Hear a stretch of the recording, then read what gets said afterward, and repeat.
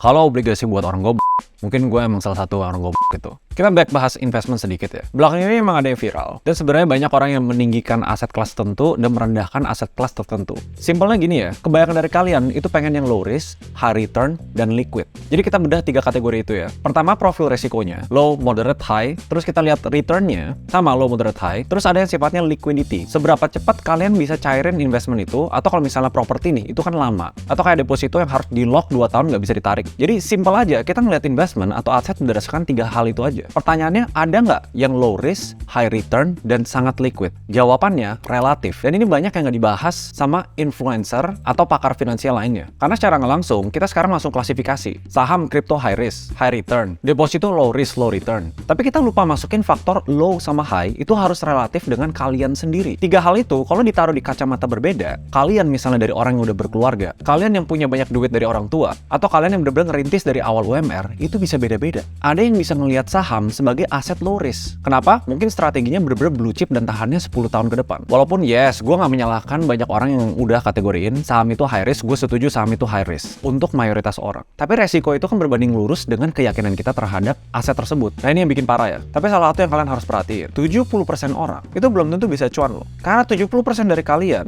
itu nggak subscribe. Ya analyticsnya, bercanda, kita lanjut ke video. Kayak orang juragan properti. Orang yang nggak ngerti properti, kalau invest properti, resikonya tinggi. Kalau dia ngerti banget sampai bisa hitung yieldnya, rate of return, sama yearly appreciation, sama dia tahu informasi dalam, development dari area itu bakal ngembang mana, then it becomes low risk. Dan itu banyak yang susah untuk dijelasin secara detail karena setiap aset dan setiap orang tuh beda-beda. For me, di video ini, buat gue obligasi itu untuk orang pintar. Asal samain ekspektasi, kalian nggak bakal kaya cepet dari obligasi. Kalian mau kaya cepet, cobain aja koin micin yang bisa naik 100 kali lipat dalam 1 minggu atau 1 hari. Ada nggak? Ada. Tapi ada nggak koin micin yang bisa dari 100 ludes ke 0 dalam 1 hari? Ada juga. Berapa banyak dari kalian yang siap kalau mau kaya cepet, yang miskin cepet juga? Orang yang punya banyak uang, yang alokasi uang dingin, di sana mungkin ya biasa aja, oh ya udah emang itu resikonya. Tapi kalau kalian lagi ngerintis dan uang itu hal yang berharga banget, mungkin nggak kalian siap tabungan hidup kalian rugi dan ludes sampai 0 dalam hitungan hari. That's why obligasi dan beberapa aset instrumen lain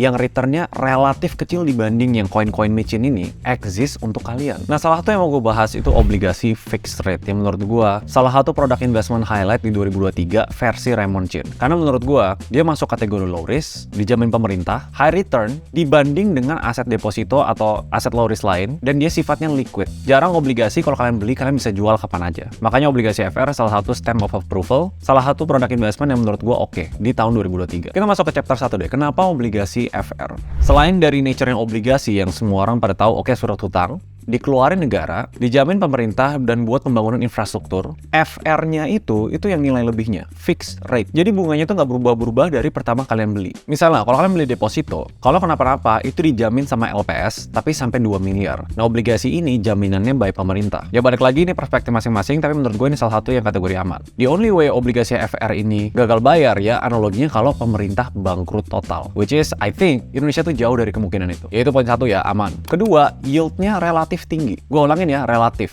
Karena untuk di level risk profile ini, kalian biasa bandingin sama deposito.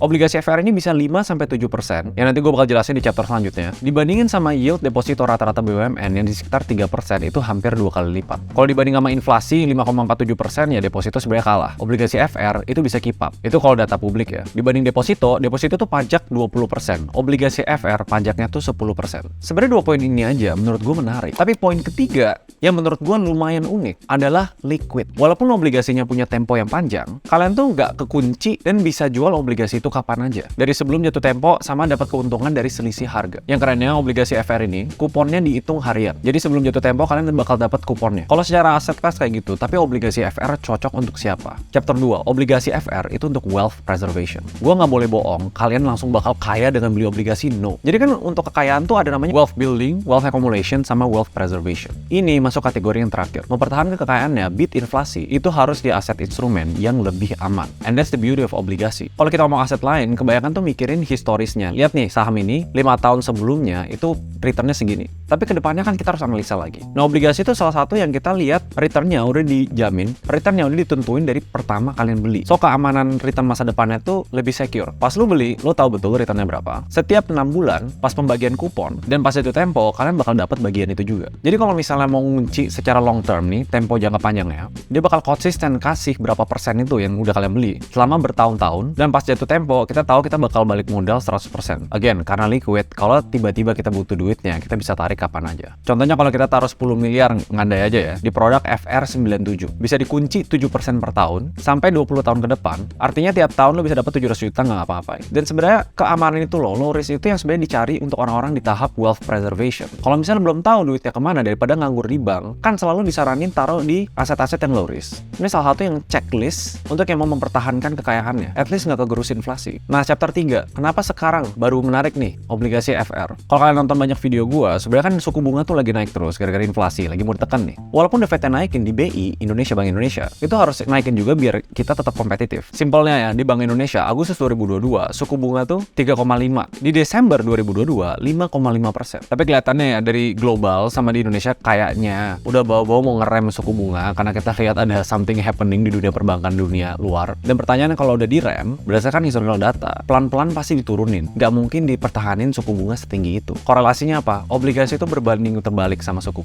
Kalau suku bunga turun one day, obligasi bakal naik. Dan sebenarnya sebaliknya. Ini kenapa kasus-kasus kayak SVB dan beberapa bank dunia yang beli obligasi sebelum suku bunga naik itu mereka kena. Tapi justru sekarang momen-momen yang menurut gue menarik untuk obligasi. Mungkin chapter terakhir aja kalau kalian tertarik, where to buy. Honestly, gue harus salut sama Bibit, karena biasanya orang kalau mau beli obligasi FR, itu tuh dulu cuma bisa diakses sama segelintir orang kaya, karena emang gak readily available untuk masyarakat. Nah sekarang, lu bisa beli obligasi FR di Bibit mulai dari 1 juta rupiah doang. Itu tergolong rendah loh. Dan harga beli di Bibit itu paling murah dibanding platform manapun untuk yield sebesar ini. Kalau mau jual di Bibit, spreadnya juga paling kecil. Nah spread kecil ini bisa ngebantu kalian dalam meminimalisir kerugian. Jadi yes, gue harus disclaimer juga, tergantung platform dan harga jual dan harga beli, kalian harus pelajarin masing-masing. Tapi enaknya dari Bibit, kalau kalian beli obligasi FR, itu atas nama kita pribadi, bukan atas nama Bibit. Bisa cek kapan aja di KSEI. Obligasi yang kalian beli itu basically ya nama kalian, kepemilikannya itu di kalian, bukan dititip di platform. Semuanya itu aman, tercatat. In short, menurut gue kalau kalian mau beli obligasi FR, kalian bisa di Bibit. Salah satu yang paling oke dan cuannya oke.